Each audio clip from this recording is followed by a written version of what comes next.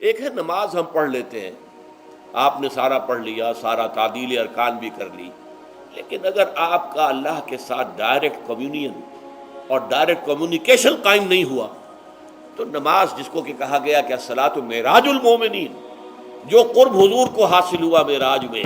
وہ ایک بندہ مومن دنیا میں رہتے ہوئے حاصل کر سکتا ہے نماز میں، اگر اس کی روح جو ہے واقعتاً ہم کا نام ہو رہی ہو الحمدللہ رب العالمین الرحمن الرحیم مالک یوم الدین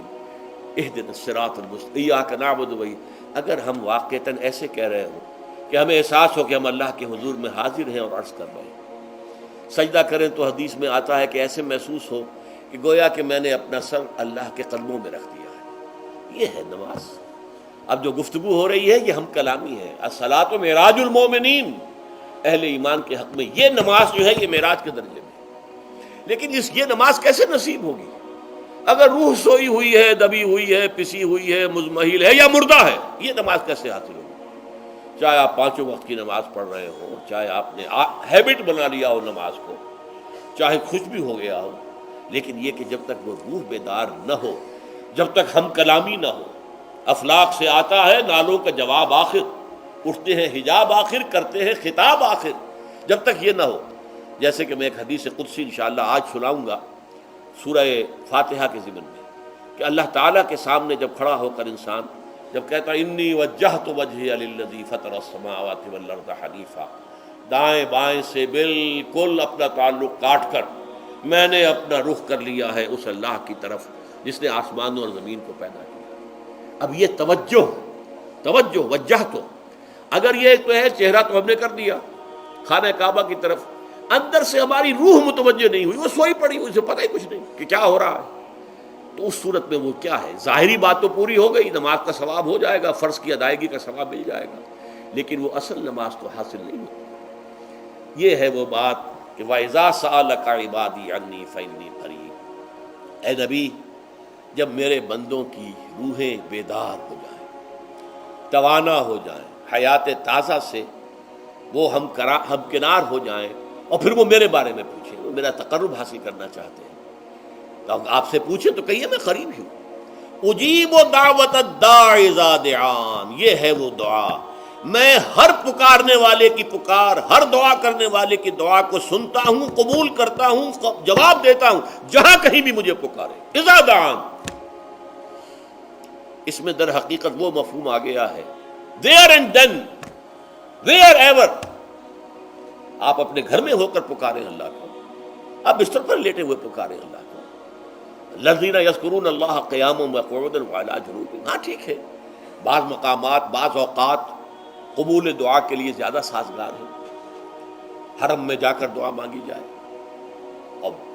منا میں عرفات میں خاص طور پر، جبل رحمت پر خاص طور پر، ملتزم جو ہے کعبے کا اس پر خاص طور پر، وہ ایام بھی ہیں خاص، لیکن یہ نہیں ہے کہ بقیہ دنوں میں آپ کے اور اللہ کے درمیان کو بڑا فاصلہ ہے۔ یہ سارا دنیا میں مشرکانہ نظاموں نے تصور پیدا کیا، اللہ تو دور ہے دور ہے دور ہے دور ہے، پاک ہے پاک ہے پاک، تم ناپاک ہو ناپاک ہو ناپاک ہو،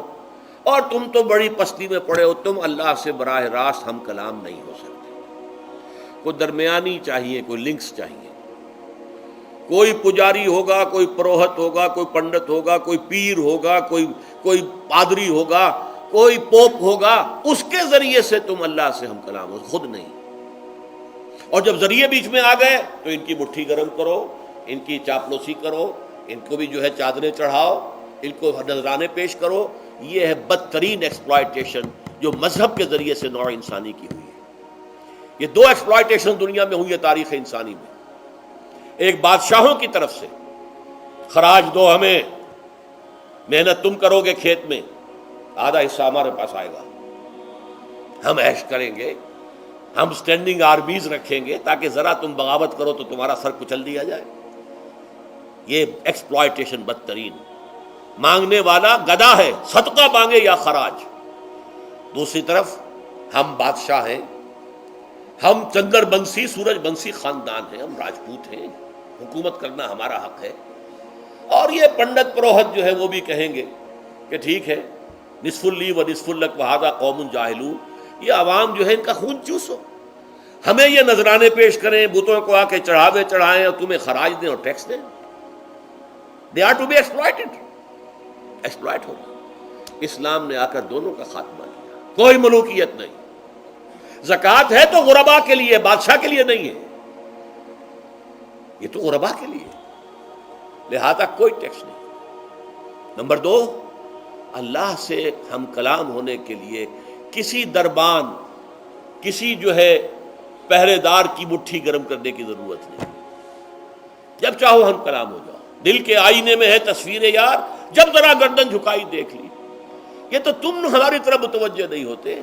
ہم تو ہر وقت کہتے ہیں، ہر شب کو آخری لمحات جو ہیں، آخری جو گھنٹے ہیں رات کے، سمائے دنیا تک ہم نزول فرما لیتے ہیں تمہارے لیے، اور پکارنے والا پکارتا ہے، حل من مستغفر فاغفر له، ہے کوئی استغفار کرنے والا کہ میں اسے بخش دوں؟ حل من سائل فاعطیہ، ہے کوئی مانگنے والا کہ میں اسے عطا کروں؟ تم ہی سوئے رہتے ہو، انٹا غفیر رہتے ہو، تمہیں ہماری طرف توجہ نہیں ہے۔ اگر ہماری طرف متوجہ ہو جاؤ تو جیسے کہ اقبال نے کہا کہ میرے لیے یہ دربان جو ہے، پیران کلیسا کو کلیسا سے اٹھا دو، کیوں خالق و مخلوق میں حائل رہے پردے۔